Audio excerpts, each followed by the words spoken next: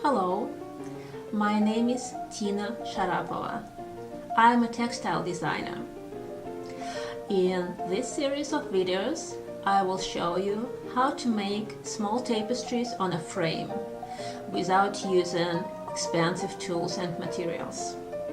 You will need a sturdy picture frame, approximately 20 by 20 inches. You will need cotton yarn, strong enough for the warp, and you will need wool or acrylic yarn for the weft. Also, you will need some tools you can find at home. You will need a fork, pencil, scissors, ruler. We'll make 3 projects, and there are step-by-step video tutorials how to warp the frame, how to weave, how to finish. Also, you can download PDF files to print out the diagrams and patterns. Tapestry weaving is an old art, and you can get your inspiration from the beautiful work of ancient times, or you can bring your own ideas into modern design. Tapestries can be hung on the wall or used as a placemat. Depending on the size, you can make it into a purse or a pillow cover. So explore, play, create. Weaving is a process of interlacing yarns to form fabric. A set of vertical threads, called warp, is interlocked with a set of horizontal threads, called weft. There are various techniques that can be used to produce woven cloth that range from thin lace fabric to thick doormats. There is evidence of ancient people using woven fabric as early as 5000 BC, and tapestry weaving is one of the oldest crafts survived in modern times. The golden age of tapestry in Europe started in 14th century and lasted almost 300 years. French and Belgian artisans produced huge wall hangings for churches and palaces of noble people. Tapestries were expensive as they needed long hours of skilled work, and they can last for decades or even centuries as family heirloom.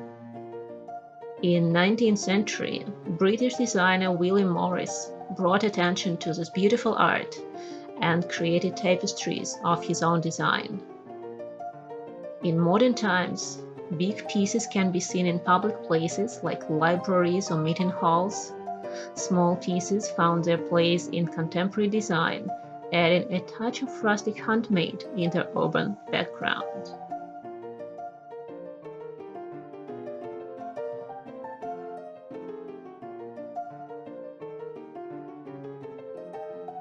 There are many types of frames and looms people used for creating tapestries. A royal Gobelin manufacturer in Paris used big, high warp, vertical, or low warp, horizontal looms, where many weavers can work at the same time. Tapestry can be woven on a regular weaver's loom, but as we use just plain weave, there is no need using this complicated equipment. A frame made of 4 wooden boards or metal pipes will work the same for a small project. You can buy tapestry looms made of plastic or plywood, but the easiest option for me is a sturdy picture frame. They can be big or small. They are easy to store and put marks on the wooden parts. Warp yarn should be strong enough to hold tension, so the best choice could be cotton or linen thread, maybe with polyester.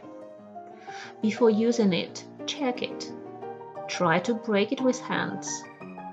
If it breaks, try to find something else.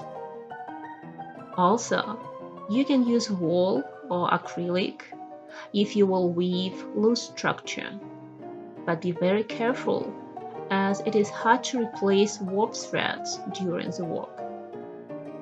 Weft threads can be anything from cotton and wool to plastic, metal wire, or paper. The finer yarn you have, the more details you can weave. In tapestry, we can use several threads together as a single thread to get the effect of transition from color to color. Set shows us how many threads of warp will be in 1 inch. It will be the density of your fabric. The bigger the set number, the finer weft you need to use, and more details can be done. We will start with 6 EPI, that means ends per inch, and bulky yarn. If you want to use 8 or 10 EPI, you need to get a finer weft. We use plain weave, also can be called tabby, for tapestries.